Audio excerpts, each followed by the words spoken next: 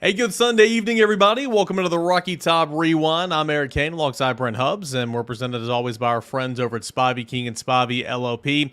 You got a problem, let them find a solution for you. That's TN Trial Lawyers. You can get a free estimate and consultation if you pick up the phone and dial 423-245-4185. Again, 423-245-4185. That's Spivey King and Spivey LLP. If you got a problem, they'll find a solution for you. TN Trial Lawyers. Got a lot coming up here on today's show. Going to recap looking at Tennessee and Florida. It was an overtime 23-17 win over the Florida Gators. Tennessee now sitting at 5-1, 2-1 in Southeastern Conference play. Getting set for the third Saturday in October, a 3:30 kick on ABC against the Alabama Crimson Tide.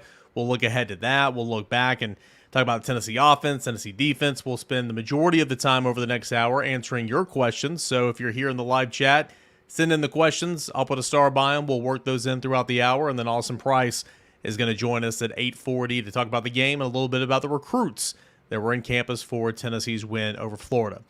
Brent, you and I both have gone back and watched the game and taken some notes. And end of the day, I kind of said this on the post-game mini-pod last night. Like, it wasn't pretty. Offense is still struggling. There's some issues. Don't get me wrong. I mean, defense is doing what the defense has done, and that's, worthy of a separate conversation. We'll get to it. But a lot of frustrations at times. But at the end of the day, you beat Florida.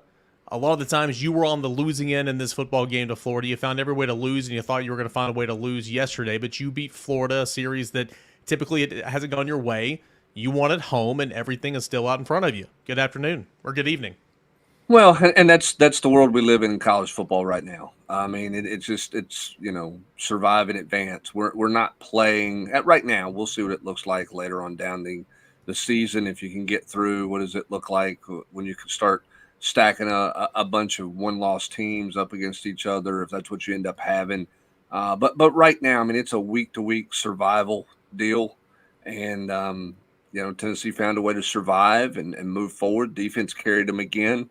I've said this a couple of times. If you'd have said in August that the Tennessee defense would get through the first half of the season and not give up 20 points to any opponent they played, you'd think Tennessee's one of the most dominant teams in college football. But they're not. They're struggling on offense right now. But you never in this series take a win over Florida for granted. I mean, you just don't do it. This is not like beating Kentucky or Vanderbilt or teams you beat on a regular basis. And I know Vanderbilt's obviously a lot better this year. I'm not picking on them. I'm just saying the magnitude of this game because of divisional play, because Tennessee and Florida were the two best teams in that division for a long, long time before the emergence of Georgia. You just never take this win for granted. And Tennessee's lost it every way possible. And at 10-0, you started to wonder if Tennessee was going to lose another one at home when they were a heavy favorite. But Tennessee got off the deck. They found a run game in the second half. They found enough plays in the passing game. Defense got them a field goal on the Arian Carter interception, and you move. I mean, and I said this on TV this morning in Knoxville. I mean, it is a little bit like and what Michael was talking about there with his chat comment. I mean, it is a little bit basketball-like. It is a little bit survive and advance. Ole Miss was unable to survive. It doesn't look like they're going to advance at this point, right? A&M lost one early. It looks like they're playing really well right now. Now, they've got some challenges down the road for them. But, I mean, Georgia's going to Texas this weekend, and that feels like an absolute must-win for Georgia. To stay firmly in the race, it feels like that's a must-win for Georgia. Now, we'll see. There may be several 2 and even a 3-loss team getting the playoff. We'll just have to see, what that looks like as the season progresses. Right now, you're just trying to take care of yourself. You won. Go back to work today. Go back to work tomorrow. Continue to try to fix some of your offensive woes. Try to help some of your offensive shortcomings, Eric, and figure out a way to score more points than Alabama's going to score on Saturday. Brent, you look at the pauses from this football game, obviously a negative was being shut out in the first half for the second straight week. We'll get to the offensive woes here in a moment. But, I mean, this defense, talked about it last night again. I mean, I don't think Florida, Arkansas, NC State's, Oklahoma is going to win any awards for offensive play this year. But, I mean, you're 5 games in or 6 games into the season here. You're halfway through the regular season. And your defense, as you pointed out, is you have to give up 20 points. National ranking, top 10 in this, top 10 in that, leading the SEC in this and that. You kind of are who you are. I mean, this defense continues to go out there every single Saturday. Doesn't matter who they're playing. They're getting after it. They're going to work. It's not been perfect. It's been far from perfect. In fact, the last 2 games, talked about it again on that post-game mini-pod, giving up the lead late in the fourth quarter. I mean, that's not ideal, but finding ways to hold teams to 19 points and 17 points and 10 points. I mean, that's really, really good. Tennessee, we'll talk about Keenan Peele here in a moment, but lost Keenan Peele the second or third play of the game. Had to overcome that. I thought Tennessee's defensive line played so well. Omar Norman-Lott had a couple of sacks. Amari Thomas, I thought, showed up everywhere in the first half. Bryce Neeson had a couple of plays, one specifically in overtime that I thought he read that screenplay on a stunt so well. I think Tennessee's corners, and you've mentioned this several times about being the most impactful transfer, and that's Sherman McCoy. It's hard to argue that. Thought he was all over the place, big fourth down PBU. Ricky Gibson running the alley, making that tackle, running in motion on 4th and 1 was a great play. He had a couple of plays. Tennessee's corners are playing well. Wasn't impressed with the safety play overall last night. I thought Christian Charles is playing really well for him.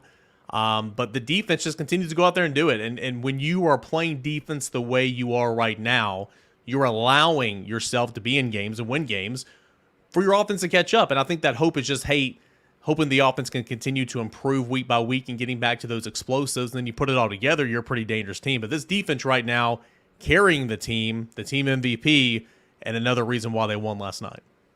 Yeah, I mean, they're giving you a chance every ball game. Now, I think it's unrealistic to say, hey, don't give up more than 17 a game the rest of the way here and win. I think that's hard, but listen, they're doing what they need to do. That's a group that's developed. They've gotten better every year. Their identity has gotten clearer every year. They're benefiting from a very experienced defensive front. We know it's a line of scrimmage league, and they're winning in the line of scrimmage well. I thought a couple of freshmen, Boot Carter really took a step forward last night. I think that was positive. So, I mean, they're doing some good things, and they're going to have to continue to do some good things and continue to play really well. Tennessee just can't put them in some of the situations they put them in at times last night. And then the defense put themselves in a couple bad spots, but they certainly showed up in the red zone and made some stops. I mean, Florida was just abysmal in the red zone. They had 10 snaps in the red zone, and 6 of them were for negative yard plays. Yeah. 0 were negative yards, and they turned it over on downs, and they did not play well in the red zone, and give Tennessee a ton of credit for that. Tennessee had the one bust in the red zone late, which you got to avoid that one. I mean, you cannot give that play up right there for a touchdown. You can't have that kind of mental bust at that point in the game when the offense has put it back on you to get out of there live. They did it to you. They put it on you at Arkansas, and you didn't get it done. You really didn't get it done last night because you gave up the score and allowed it to go to overtime. Then you got it done in overtime. So you got to close out better, and I'm sure that's a message from Tim Banks, certainly, when it gets put back on you. But you'd like your offense to make a first down or two there and put that thing away for yourself. And that's where this offense has got to grow. And I think that's the bottom line with this team. The defense is playing well enough to have you in the mix to be a playoff team and to see what can happen. But the offense has just got to step up and improve. That first half drive chart for Florida, punt, field goal, turnover on downs, fumble, end of half. And Tennessee will take that penalty there with the illegal substitution for that runoff there to end the half. I mean, Billy Napier's had some issues with special teams throughout his tenure at Florida, and that was another one of those.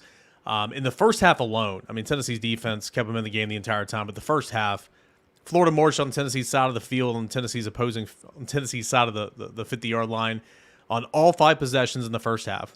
The Gators had the football inside the Tennessee 25-yard line on 4 possessions, only 3 points to show for it. James Pierce had that critical strip at the goal line, and Brent, I think it was really, really big for them to call that a fumble in the field of play, because if they were to say he was down then review it, I'm not sure that it gets overturned. But they called it a fumble. I don't think it was enough to overturn it the other way either.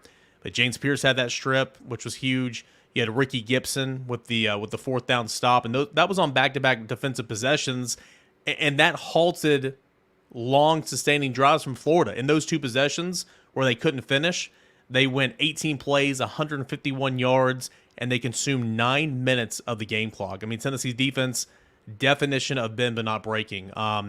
Really great all night. Didn't finish the way they wanted, as you referenced, but in the first half, I mean, goodness gracious, having it 3-0 at halftime, you couldn't have asked for anything more of your defense, and they came up big with those turnovers and those fourth down stops. Yeah, they certainly did, and lots of things to get to. I know we're going to jump into a bunch of questions here because we talked about a good bit of this stuff. Obviously in the podcast a little bit, we've written about it in our rewind pieces as well. But yeah, it's the definition of bend and not break. You probably don't want to bend that much, but Tennessee found a way. And again, I don't want to take anything away from what Tennessee accomplished to win that football game because you've lost it in a million different ways. But Tennessee's got to go get better, and that's the challenge now. Is you're seeing some growth out of the defense. You got to see more growth out of the offense. Big time. So we'll see what this team can get done, and watching it in the rewatch, they were not as bad offensively as I anticipated them being. And what I mean by that is, there were some signs of life, particularly in the second half, where they were right on the cusp of some real rhythm. They just missed on a couple of throws that were good play calls. I mean, it felt like that one was a lot closer than the Arkansas game where you just had 2 drives. You had 2 drives at Arkansas. One of them was a big splash play, and that's really all you had in that game. This felt like you were a little bit closer. I thought they were better in pass protection in this game than they were in the first game. They've just got to do some continued things to help the quarterback out and get the quarterback going with more confidence. I don't think he's shattered. I don't think he's shot. I don't think it's that, Eric. But I do think that he is I think he's probably seeing some ghost right now because he's had a lot in his face, a lot of run around. I thought he bailed out of the pocket a couple times a little bit early. I think he's a little bit hesitant. He's not leading receivers the way that you need to. That they've got to get him back with a little bit of mojo. I mean, the fumble's on him, but man, what does that game look like if they score on that first drive, and how much do they get going out of that? You never know. Tennessee's got to finish there, and that's on Nico. He's got to play that better. The interception was atrocious. You can't make that play. You got to be much better with the football there. But there were some signs of life, and I thought there were a few wrinkles in there. I just think Tennessee gets impatient from a play calling standpoint in the passing game. That they'll get a 5-yard out, which is an easy throw. And then they'll hit a run up in there, and they'll get a first down. So now we're going to go fast, and we got our 1 first down. Now we need a chunk play. Now we need a big shot play. And then all of a sudden, then it's an incomplete or it's a negative yards play. Now you're at 2nd and 15 or 2nd and 12. Quarterback's been knocked down.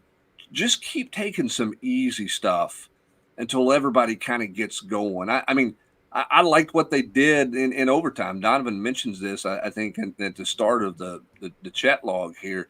I do like what they did in overtime. Just raise up and throw it to Dante Thornton, right? I mean, throw a little bubble out there to Squirrel, and you're looking for 8 to 10 yards. You don't have to have 30 yards or a 40-yard chunk play. I just feel like Tennessee, from a play calling standpoint, gets a little bit impatient in the passing game. Nico missed a wide open Mike Matthews early in that game. Had a chance for a big play there. He just didn't see him and missed him. That's one you'd like to have back. I think when you see on if you get the all 22 film rewatch, you're going to see Mike Matthews was open and they didn't get there. But you got to get either Mike Matthews is ready to help you, or he's not ready to help you. It's kind of that point, like put him out there and let's see what he can do. Let's see more than 7 snaps. Get the ball in his hand. Let's see what he can do and go from there. I think Tennessee's got to be a little more creative offensively to help that offense out.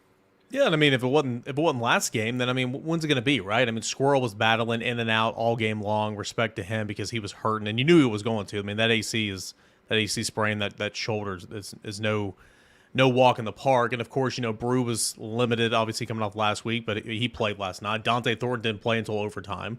Yeah, I'm with you on that. I think, and someone brings this up, we're going to get to it. I thought Nico rolling out looked so much better than Nico in the pocket. And they called a couple of rollouts, play action, rollout. They had a bootleg. I think that was last week. And he looks good in that regard. I would continue to go back and doing that. I text you about this afternoon. I think it's nowhere near where it needs to be. The penalties are hurting them. The tackles with the penalty. Three penalties on John Campbell, 2 holds that negated first downs, 1 personal foul on the interception, I believe. I mean, that just can't happen. Lance Hurd's hold, he was up top, so it's kind of, as an official, that's an easy flag to throw. But his arms are outside. He's not yeah, inside.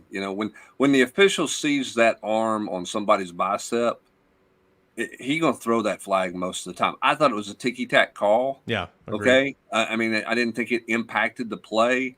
But again, if your hands are inside, you get away with that one. If your hands are outside, that's going to get called most of the time. But I, like you, when I was rewatching it when I was done, and I charted all of Nico's throws. I wanted to go back, and I mean, they got it at Pro Football Focus too, but I wanted to see. It's not where it needs to be. They got some work to do. Nobody's saying Nico played great, but I mean, I was like you. You had 2 series last week offensively.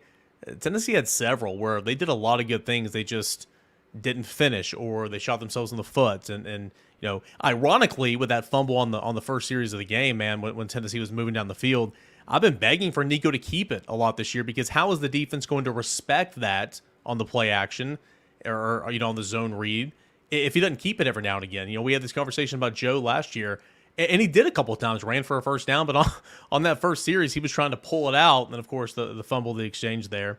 Let's get to some questions here. Let's roll into some questions. Austin wants to know, how many points does this offense need to put up to beat Alabama? I'm guessing minimum of 24 to 28 to have a chance. Brent, I would say they need to score more than 23 in overtime. That's for sure, to beat Alabama. I don't think Alabama's got it all figured out. We saw them this past Saturday. Of course, we saw them against Georgia, saw them lose to Bama, or saw them lose to Vandy. But your offense is going to have to score more than what it scored the last 2 weeks for sure to win this football game. So I think anywhere from 24 to 30, and that's with your defense playing the way it is. Now, defense is going to give up some as well. Jalen Milroe is a football player, so offense needs to score some points this week. Yeah, this is the first time I think Tennessee's played a team that's got a guy who can score from anywhere on the field. Yeah. I think Milroe can, if you bust it, he can obviously run it a long ways if you want him to. You've seen him do that. But then Ryan Williams, you could throw it up to him, and it can be an 80-yard touchdown. So they haven't played a guy like that. So that'll be the challenge. Alabama's obviously not played well the last 2 weeks. That secondary is vulnerable. The question is, can Tennessee attack that secondary? If they can, then Tennessee should score more than 24 points. If they can protect well enough, if they can do some waggles and things and get after that secondary. I think that was the most disheartening thing last night. Tennessee's been waiting to get some opportunities to get behind people. They got 2 matchups against the safety where they could just run right by them. You missed Squirrel on the deep one on the diving attempt that was just over his outstretched hands. And I'll be honest with you, I don't know what the play call was on the Chaz Nimrod deal. I don't know if that was a boundary fade or sideline fade, and he was supposed to bend out as a slot receiver. I thought when I saw there was no safety in the middle of the field and he ran right by him, throw it inside and let him run to it. I just don't know what the play call was. I don't think that was a very good throw by Nico because it landed out of bounds. So even if Chaz was over there, I think it was going to be hard to get a foot down where the ball landed. Yeah.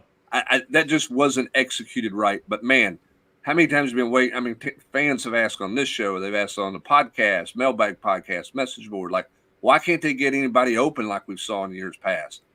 That was it. You had one wide open there and you missed it. That should have been a layup. That was a bad miss. Yeah, that was a bad miss. Later in the game, Nimrod was close and was wanting a flag.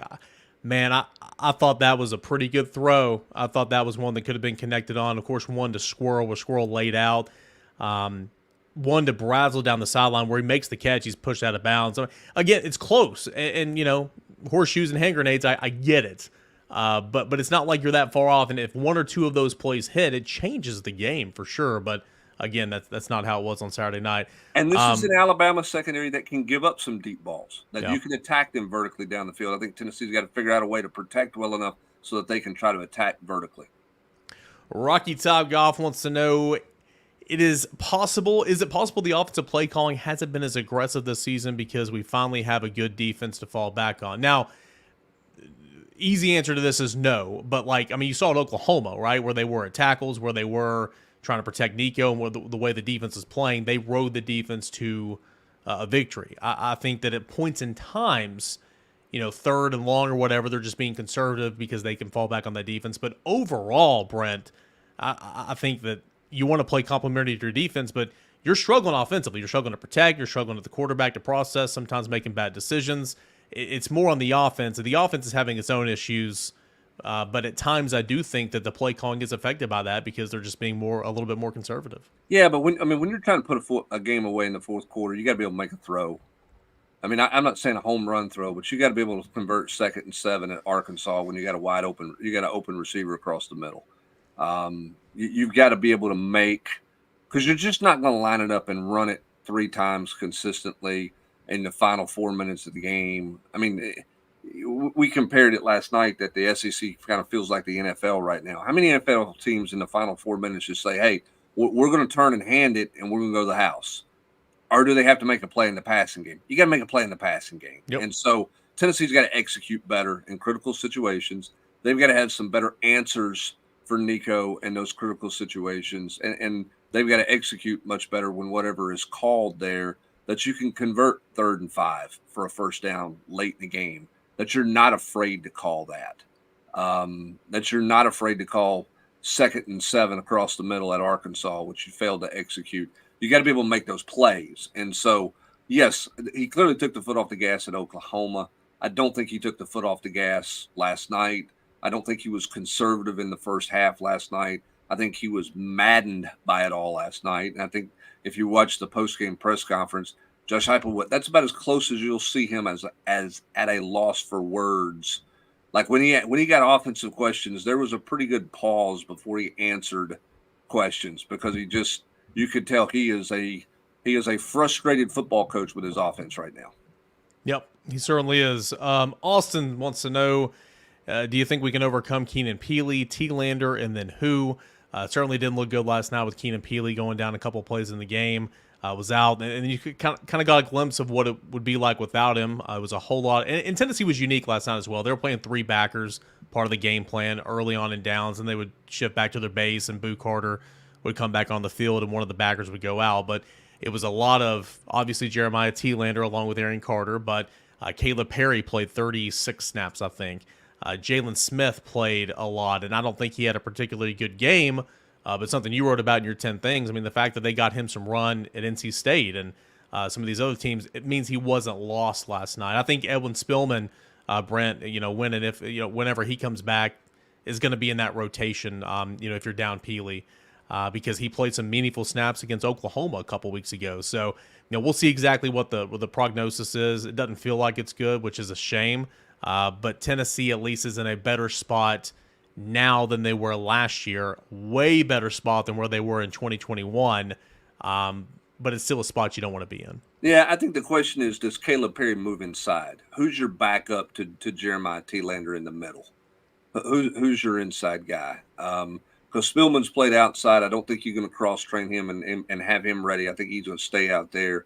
Jalen Smith's only worked outside. T-Lander cannot be your only inside backer. Now, I know those parts are a little bit interchangeable, but I think Perry's the guy who can back up T-Lander and probably has to slide into that role. And Jalen Smith and Spillman are your backup guys to Arian Carter on the outside. And then, if you have any other injuries, you're going to have to get really creative. And heck, you might have to get into some 3 safety look before it's all said and done, which I don't think you want to do. So it's T-Lander, and I think Perry would be behind him. It's probably where they'll ultimately go here without Keenan Peely.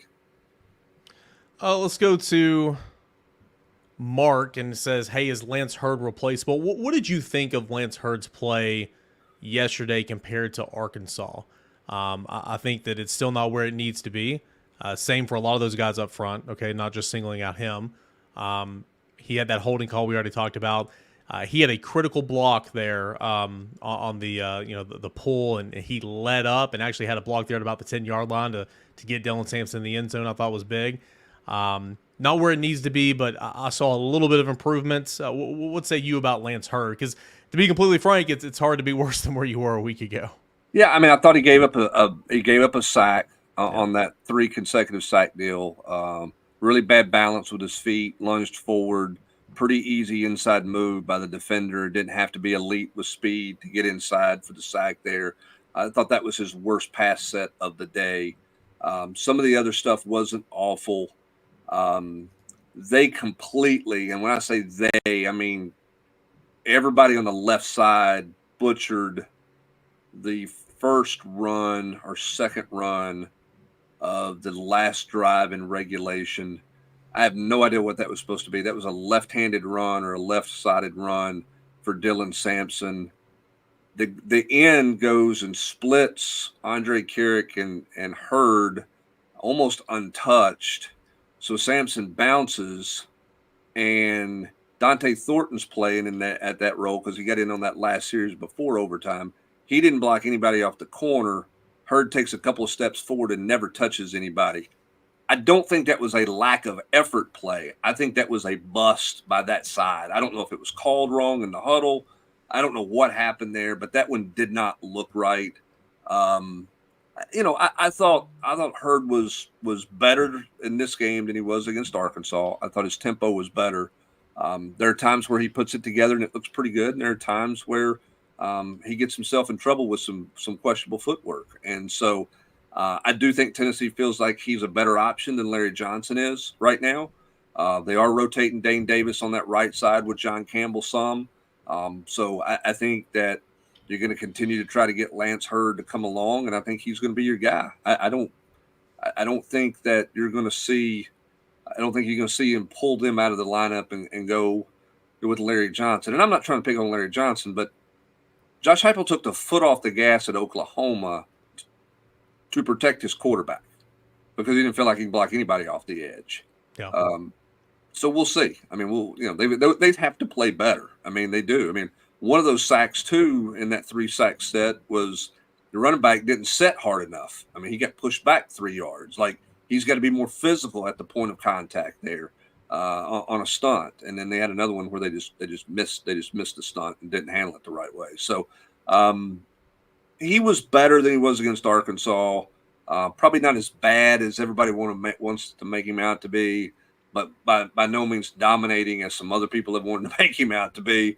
Got to play a lot better, but I think he did take somewhat of a little bit of a step forward from last week to this week in his play. Yeah, and like I'm not trying to pick on John Campbell either, but all the talks about Lance Hurd right now, John Campbell's not playing good football. Agreed. And he's playing football that's hurting you at times, especially with these penalties. And we got a question up here on the screen. I don't think that they're going to move him over, this being Campbell, over to left tackle where he played last year and put Dane at right. I don't think that's the case. But I guess my question is I am a little bit surprised that Dane Davis didn't play a whole lot of tackle really the last 2 weeks. He was in on one of those touchdown drives at Arkansas, and he played 10 snaps in that football game. And again, I know you're talking about Larry Johnson, Oklahoma. I mean, Dane Davis had a game to forget at Oklahoma. Mm-hmm. He was a big part of that as well. But he's a guy that has been playing a lot of football for you and was heavily rotating in with the two tackles earlier in the season. Were you surprised that Dane didn't play more last night and really against Arkansas last week? Yeah, and I have to be really careful here because I can't. There's a lot of things that makes it really hard for me to evaluate how an offensive lineman plays, right? Yeah. I mean, I can look at somebody in open space. Man, he gave up a sack because he was out of body position. But I don't know what every call is along the way. I know at one point in that football game, Tennessee made a wholesale substitution on the right side, and they played Lampley and they played Dane Davis, and they did some good things offensively there. No. Do you see – I don't know. Do you see them do some more things? I mean, Spraggins is not playing he's not playing really good football either, in my opinion, particularly in pass protection. So for all of the angst against Lance Hurd, and I get it, okay, but and I get a lot of why people are frustrated with that. He missed a game where everybody thought he was going to play. He's been rusty when he's come back. He's not in the shape he needs to be in. There are other guys on the offensive line that are not playing at a championship level, and it's not just Lance Hurd. So they've got to clean up both sides, particularly at the tackle position moving forward, and they'll get tested again this week. I mean, you're not going to line up in this league and play against bad edge rushers. Tennessee's going to see good edge rushers against Alabama. They're going to see good defensive line play against Kentucky. So the next two are not going to be easy for Tennessee. I mean, it's not like, oh, okay, we got through that one and wait on Georgia. I mean, you're going to see off the edge, and people are going to bring pressure. I thought it was interesting last night.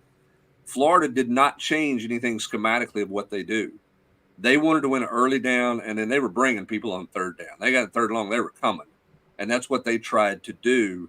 And so you can't sit here today and go, well, schematically, the odd man front and this, that cause problem. They played you straight up and had some success because you weren't winning on early downs. So you just got to be better. And you got to help that group out. You've got to win early downs. You got to get Nico outside the pocket. Nico's got to deliver it better. You got to pick up blitzes better, and on and on. I mean, there's a laundry list of things that you have to improve, not just one personnel body and not just one thing. There's a laundry list of things you got to improve in your pass pro.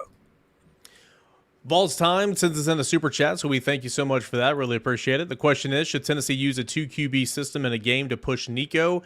Yeah, what you saw from Florida, I don't think that's anywhere close to where Tennessee's going to be right now. Nico's their guy. They're going to try to work with him, allow him to grow, allow him to make some of those mistakes, learn on the fly. Hopefully that's kind of an accelerated stretch there, and he's growing up before our eyes. He's got to be better. But no, I do not think that Tennessee is remotely entertaining that aspect. And it's a little bit different for Florida as well. DJ Lagway is obviously going to be a promising player, and he made some plays last night, and you saw why he's so heavily coveted. Graham Mertz is a pretty good player, but Billy Napier's on the hot seat. And there was an injury there as well, and so that was kind of an excuse to play both of those. And listen, I'll give Graham Mertz a ton of credit. He bought into what Billy and I thought when Billy Napier announced he was going to play too, I was like, okay, that's not going to work. But give Graham Mertz a lot of credit. He bought into that system and played that system to help DJ Lagway, because what Billy Napier is trying to do is win enough games this year to save his job, but to show enough promise with his future quarterback to save his job. And that's a delicate balance. Now he doesn't have to worry about that balance because he's going to play DJ Lagway the rest of the way against a really, really difficult schedule. Mm-hmm. Jake Merklinger's not ready. Gaston Moore is a guy, if you need him to manage the game, maybe he can manage it a little better. Here's where Nico has to start with his improvement. He got to take care of the ball. That's the first thing he's got to do. Yeah, completion percentage has got to improve. They got to get more vertical shots. He's got to stop turning the football over. Yep. That's the first thing that has to happen. Throw the football away. Don't take some unnecessary sacks if you can avoid it. But you got to take care of the football. Too many fumbles, too many interceptions. He's got to do a better job of taking care of the football first and foremost. Tennessee had 2 drives in the first half inside the Florida 30-yard line and got nothing to show for it. Turned it over, and then they had that colossal group of sacks which should never happen. That pushed you back. You ended up, I think, in 3rd and 26 or whatever there, and you're out of everything. You got to finish better than that. You got to help better than that. Offensively, you got to help you from a play calling standpoint. You got to help better than that on the sack drive, and then obviously you can't have the fumble on the mesh. You got to be cleaner there. Yeah, I was speaking with. We're going to get to plenty more questions here over the course of the next 30 minutes, so continue to send them in there. I was texting with Nick Delatorre over at Gators Online during the game yesterday, and this is before the injury to Mertz, and he's like, look what Billy's doing if he survives this. He's getting his young guy plenty of reps this year to where he's not kind of learning on the fly and all that type of stuff next year. That's more than Heupel did for Nico last year, 100%, because unless it was a blowout one way or the other, Nico, until the bowl game, Nico did not play. But obviously Florida's plan was to get DJ plenty of run, and of course now he's going to get a whole lot of run. Go ahead, Brent. Well, I think it's a little bit of a different scenario too, but because one, they were forced to play DJ early because of the concussion to Mertz that he suffered in the Miami game. So now DJ's playing in a mop-up type game or in a what he had. Who was that he played? Samford or somebody like that? Samford, yeah. In his first start. That situation never presented itself for Tennessee. True. I think Tennessee did not want to invite any kind of quarterback, issue, division, that type of thing along the way. Tennessee got into the meat of the season. You're trying to win football games. We talked about it. I think Rob wrote it coming out of the A&M game. Hey, it's time to make a change. And it was clear that Josh Heupel and his staff were not ready to go and make a change there. I do think that you missed opportunities to play him earlier in ball games where you had leads. I think you could have got him in earlier than what you did. But to me, the Florida situation and the Tennessee situation are a good bit different that made it harder to say, okay, we're going to play Nico in the fourth series of the first half this week, regardless of what's going on. I just don't think that was ever a potential direction. And I don't know if Florida would have done that if Lagway hadn't played the whole game against Stanford. But he put up a bunch of big numbers, and all of a sudden your fans are clamoring, you got to play the five-star, you got to play the guy. And Billy Napier found a way to make it work until the injury last night. Now everybody's going to get to see him the rest of the way. He threw for almost 500 yards, and I understand it was Sanford, but throwing for almost 500 yards in a single game, it's kind of tough to just say, all right, thanks, we'll see you later. Yeah, I mean, and again, you're trying to keep him happy, and you're trying to make sure he doesn't go into portal and leave. I mean, there's a whole thing that you're having to manage right now that's a real challenge, and they were making it work. I thought they were different offensively. I didn't think they had near as much eye candy with Lagway on the field in terms of shifts and motion as they did with Graham Mertz. Oh, they had to dumb it down a whole lot. There was a lot, and so that's going to affect them because I think that misdirection stuff aided them a good bit. I think that's why Graham Mertz was more effective against Tennessee's aggressive defense moving the football because of some of the misdirection stuff that he could run and understand, and Lagway's just not there right now. Yeah, I was told Mertz was operating that offense at a PhD level, and then you literally have to dumb it down kind of to the rookie level, and that's no discredit to DJ. He's a true freshman, right? I mean, to kind of get him in when he's in there. Hey, we're going to take plenty more of your questions. Awesome prize coming up here in a matter of moments as well. All that and more as we continue on here with the Rocky Top Rewind. It is presented by our friends over at Spivey King and Spivey LLP. If you got a problem, they're going to find a solution for you. TN Trial Lawyers. They've got 80 years of combined experience. Spivey King and Spivey LLP provides representation throughout state and federal courts of Northeast Tennessee. They specialize in criminal defense, family law, personal injury, DUIs, divorce, custody, alimony, all that type of stuff, assault. Again, they've got the practice has been in place for 43 years. This specific partnership with Matthew A. Spivey, J. Matt King, Richard A. Spivey since 2012. They've also have partners who are energized and ready for today's modern legal demands. They practice primarily in Northeast Tennessee, the Tri-Cities of Sullivan County, and Washington County and surrounding areas. Whether you've been injured in a car accident, need a divorce, help with custody of your children, or been accused of a crime, Spivey, King, and Spivey is here to help you. Go see him in person today at 142 Cherokee Street, Kingsport, Tennessee. That phone number is on the screen right now. A free consultation if you dial 423-245-4185. Again, 423-245-4185. You can also see them online at Spivey King and SpiveyLLP.com. Spivey King and Spivey LLP. You got a problem, they're going to find a solution for you. TN Trial Lawyer.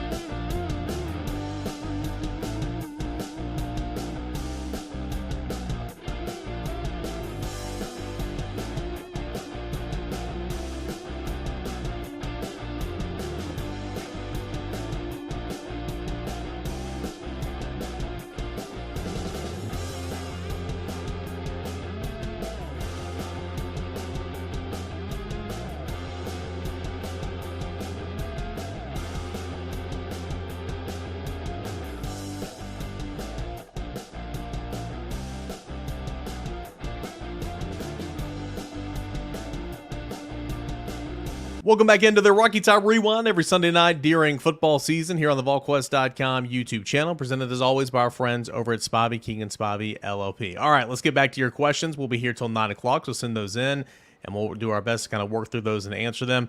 Ben wants to know, hey, was Nico known for turning it over in practice like this? And obviously, a lot of you guys know we don't get to see an awful lot of practice. Even when we're there during fall camp, we only get to see a small portion. So there's so much that we don't see, but surely he's made a bad throw or two in practice. But Brent, a lot of the talk is he's growing, he's learning, but they've been impressed with Nico throughout spring practice and fall camp, and that he was operating the offense at a clip that they were excited about. I don't think there was a big concern, and please correct me if you heard different. I don't think there was a big concern about him turning the football over an awful lot in these scrimmages. Well, it certainly wasn't expressed. I mean, we kind of joked about it. That it felt like every time an offensive coach talked, 3 or 4 of their guys were going to Canton for the Hall of Fame. William Inch with the linebackers too.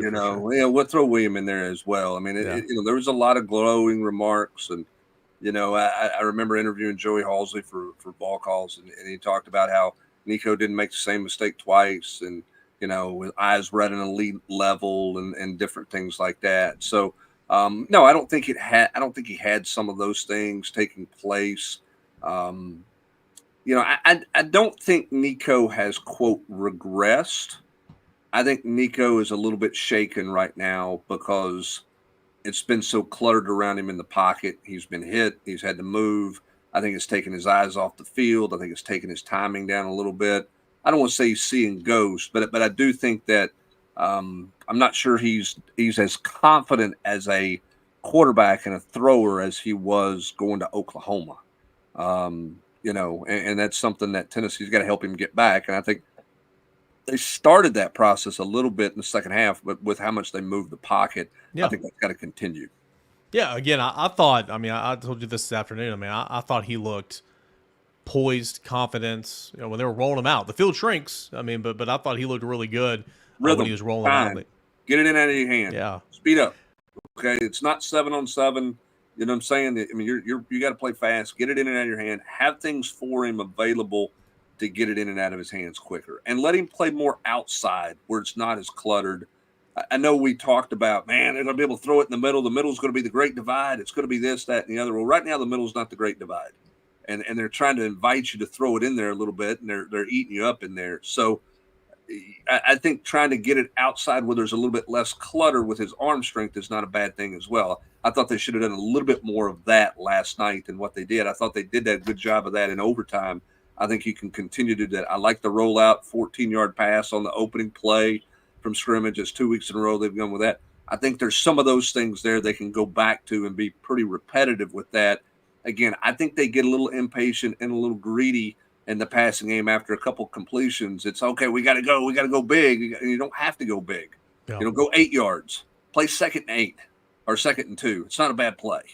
It doesn't have to be a 25-yard gain to get you into tempo. You can get into tempo when you gain 8 yards on first down or 6 yards on first down. So I think Tennessee's got to be a little bit more patient as play callers. Yeah, I thought the outs were working well for Nico the other night. Nico, 10 to 20 yards outside the right numbers, 3 for 4, 42 yards. Well, it's like you throw the 2 to Ethan Davis at the end of the first half when you're trying to get something going there. I think my math's right. You throw it to him at the end of the first half. Yeah. And you never come back to it in the second half. Like that's a gift. How's that any different than extending a running play by throwing it sideways into a wide receiver screen? If he can run and from the slot spot, basically, if he can run a 5 to 7 yard out and you can hit him on that consistently, what's wrong with that play? I go back to the Pittsburgh game in 22 when they couldn't do anything offensively, but they kept throwing the same thing to Tillman. Right? It was like, we'll just keep throwing that. Well, if you've got do that. I don't think they do enough of that. I think they hit a couple of those things like, okay, well, now we've got them loosened up. We're going to go. We're going to go big square in the middle, big over route in the middle. Like, just keep taking the little outs and move the sticks.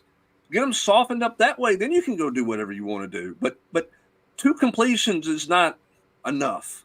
Keep doing that until they stop you or until they walk up. Then you got them on a stutter go. You got different things there. When you convince them they got to squat on some of that stuff. I just think Tennessee's impatient. Speaking of Cedric Tillman, Caleb wants to know, who is that throw it up and catch it guy like Cedric Tillman was on this team? I know he's not saying this, but there's no Cedric Tillman on this team right now. Having said that, he didn't play, obviously, last night until overtime period. I would say Dante Thornton. Don't think that they've used him enough. He's kind of been that big play guy, and definitely wouldn't have said this a year ago today. I would say Dante Thornton. I thought Chris Brazzell did some good things last night, Brent, and that's big for Tennessee because he's got so much talent. And you saw what he did at Tulane last year. We're like, why on earth can Tennessee not get him to do that here? Thought he stepped up, made a couple nice catches. That one over the middle, that was a bad decision to throw that football by Nico, but it was a gorgeous throw in that tiny pocket. And the fact that he held on to that ball, I don't know how he did it. But I would say Dante Thornton. What would your answer be to this? I would go Chris Brazzell if you could get any kind of consistency out of him, because I think he can Gumby himself a little bit more. I think he can kind of twist and turn a little bit more than Thornton. But I don't have a problem with throwing it up with to Thornton. I don't have a problem throwing it up to Brew McCoy, and let him muscle you somewhere. I mean, we haven't seen those plays, right? We haven't seen a lot of quote jump balls or back shoulder type things. Again, there's I think some guys can go make plays. They just right now don't have the whole lot of. I just don't think anybody's got a whole lot of confidence throwing and catching the football right now. Sam wants to know, do you think we'll see 12 personnel more often now? Went to it a couple times last night when they needed to. They were backed up when they needed some short yardage. You can answer that as well, but I want to get your thoughts on Tennessee going not 12 personnel, 32 personnel. The old 3 running backs, 2 tight ends. You're bringing in Nathan Robinson. He's a tight end over here. Holden stays on the other side, 2 tights. All right, you got Sampson in the back of the full house. You've got Kitzelman offset, and you got Kitzelman as fullback. Jackson Moy as a fullback. Tennessee, of course, scored 2 touchdowns that way.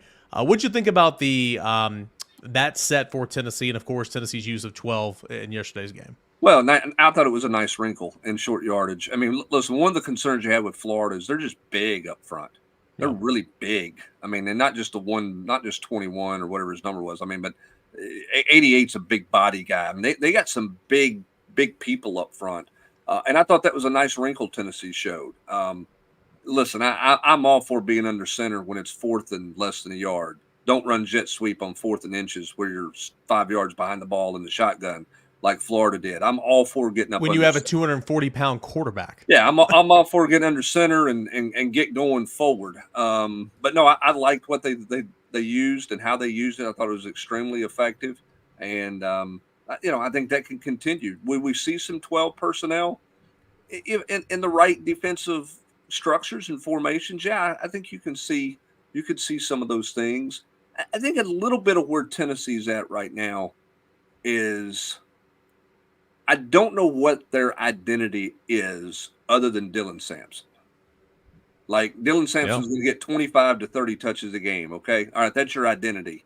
But what do you do? Like, what do you hang your hat on? In 22, it was, we're going to throw it over everybody's head, right? That's what we're going to do. I don't know that they had a great identity last year, other than Jalen Wright running the football. What's your identity in the passing game? I think Tennessee's got to find a couple things they can hang their hat on consistently, week in, week out, quarter in, quarter out, drive in, drive out, and you got to ride on that a little bit. I go back to that Pitt game I was just talking about. Find something you can do consistently and do it. That would be where I would start offensively right now. Zach wants to know what is wrong with the punt coverage. Brent, man, the punt coverage really hurt Tennessee's defense in the fourth quarter. 3 years and 4 or 5 games, it's been dynamite here, and in 2 punt returns, that was kind of erased. It gave Florida starting field position at the 31 or something on that last drive. Low liners, you got to get that air time, allow your coverage unit to get down there, and then make a tackle, right? I mean, make a tackle. The punt team did Tennessee's defense no favors yesterday. I agree. And again, I'm not sure what you're trying to do punt-wise. Is it a true rugby? If it's a true rugby punt it away from him. True rugby punt, ball's supposed to hit the ground, right? The punt returner's not sure where it's going to go. It's supposed to hit the ground and bounce. Don't throw him a line drive or kick him a line drive into the middle of the field where your kickoff, where your coverage units haven't had a chance to get down there. That was not, for as good as Jackson Ross's punt was when Josh Heupel, believe it or not, decided to play field position and not go for it on 4th and 2 after the whole 4th and inches at his own 10-yard line deal. That was whatever it was. Jackson Ross delivered for you big time, and put the ball inside the 5-yard line, and you used that to go get points and get yourself the lead. You needed Jackson Ross to come through big time for you on those last 2 punts. He didn't hit either one of those particularly well. It felt like they were kind of in between. Was that supposed to be a high kick? Was that supposed to be a rugby kick? What was that supposed to be? What it ended up being was a low liner right to the punt returner, which allowed him to get going. We got a full house now. Of course, it's been me and Brent Hubbs here, but we welcome on Matt Ray, Austin Price. Last 10 minutes here of the Rockets Out Rewind. First, I want to go to Matt real quick. Hey, it obviously wasn't a great offensive game for Tennessee. Defense balled out, but a lot of recruits were in-house. They saw an exciting finish. They saw a great environment. Both you guys chime in. I know you spoke to a lot of those guys last night and earlier today. How was the visit weekend for Tennessee, knowing that the game finished the way it did? Yeah, I think it was a productive weekend for Tennessee, right? I mean, as you said, a lot of defensive recruits in town. You got Christian Gass back, you got Jaden Harmon back, you got Shady Hayward back. Safeties, linebackers made plays. A lot of things that I've heard from recruits today that I've talked to, as it's kind of settled in, the game's finished out. That ending happened right in front of them. Overtime happened right in front of them. It was a cool experience for them to get to see that, see everything unfold right there on the goal line, right in front of them. So I think overall for Tennessee, a really productive weekend, don't you, Austin? Yeah, I thought so. I mean, you look at kind of what Tennessee was able to get accomplished, you know, on the field. They were able to get a win. It wasn't pretty. But, the atmosphere was fantastic. I thought that, the Checker Nealon looked fantastic at night. So many times we've seen that, of the late afternoon, but to see it in full bloom at nighttime and all the drone shots of the stadium, I thought was really cool. The atmosphere for the recruits was spectacular, and I think that was the reaction coming out of that. Kids don't waffle on the results of a game. Now they may waffle on the results of a season, but like one game is not going to determine whether you get one or you don't get one in most instances. But it can set you up with a really solid atmosphere to kind of show what it can be for these kids. And I think a majority of them, especially the ones that have kind of been taking visits in the 25 class, I think it was good for Tennessee just to kind of kill the momentum anybody had for the time being. That doesn't mean those schools are going to stop recruiting them, because they're going to keep coming, but Tennessee needed yesterday in the atmosphere in the worst way because of how the schedule has been set up to this point. You mentioned a lot of defensive recruits in-house, and then, of course, guys who are in the 25 class and might have been taking visits elsewhere.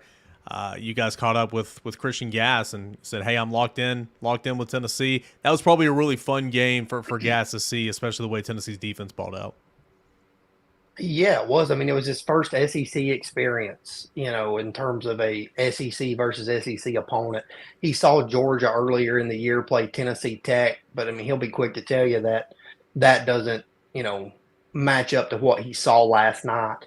The atmosphere, the time that he was able to spend with the coaching staff, and what the staff showed him, the pregame attention, everything like that, I think was really good for him. He, got some FaceTime with Josh Heupel in pregame. That was something that resonated really well with him, and he had a blast. And I'll tell you who else had a blast was Shady Hayward. I mean, I said this earlier in the week on Trail Tidbits, Eric. I said it on the Inside Scoop with Josh Newberg. When Shady Hayward goes somewhere, he goes somewhere with an open mind. He intends to have a good time. But he and his family had a good time last night. They were up singing Rocky Top. They were cheering. They were really into the game. Same with Travis Smith, David Sanders. These commits are really bought into what Tennessee's selling right now. Tennessee had a 5-star edge on campus, Austin Price. How did Tennessee do with him, and where's that meter in terms of moving with him after last night? Yeah, I mean, I think Tennessee had a really strong showing. Again, I think any of the defensive players are feeling like, okay, I can see it, because Tennessee made a ton of plays on defense last night, both off the edge and in the interior. So I think if you're any defensive recruit that was in the house, you loved what you saw last night, the way Tim Banks attacks, the way they play, the atmosphere that helps the defense.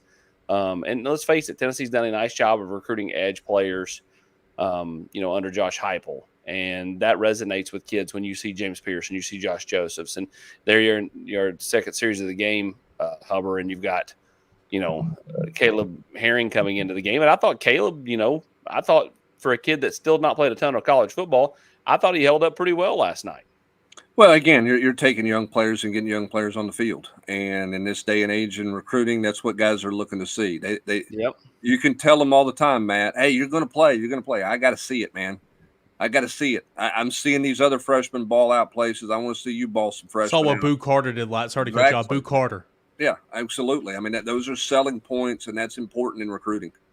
Well, I think last night for Tennessee, they've had some big recruiting wins on the offensive side of football. Obviously, Nico, Mike Matthews, Braylon Staley. I mean, they've won these big time recruiting battles over time. But I think last night, defensively, you saw some high school recruiting wins show up for this staff, right? You saw James Pierce and Josh Joseph, which they've been making plays for a couple of years now, obviously, but those were early evaluations for this staff that they crushed at the edge position. Ricky Gibson,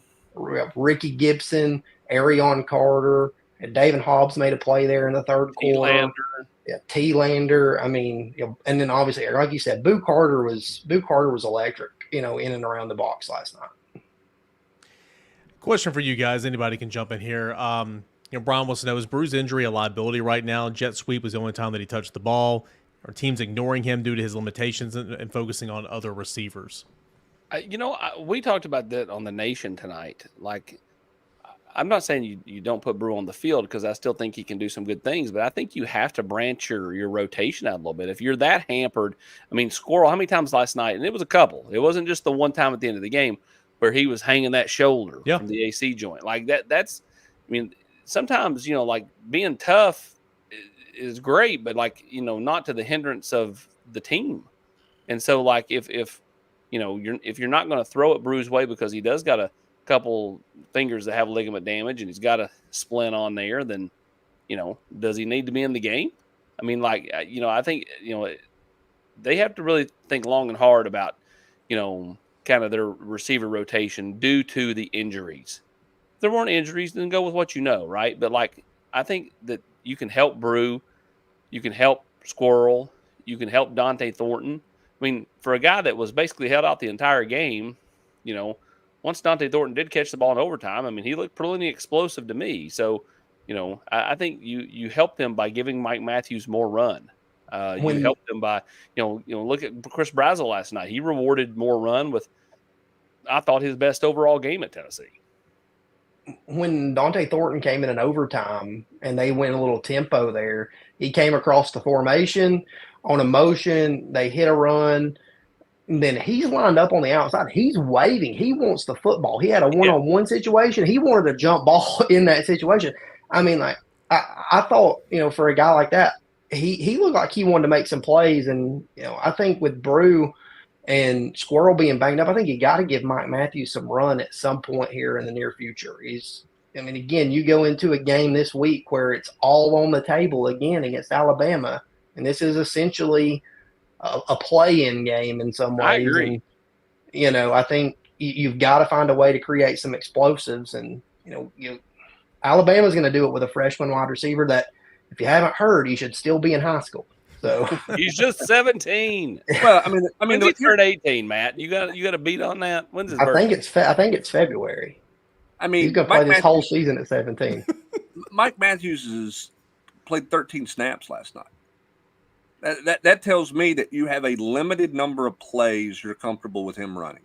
You're running some specific called things for him. Now, they had him once open in the clear, and Nico didn't get him the ball, but it doesn't tell me that you feel comfortable putting him on the field on first down and everything's there to play.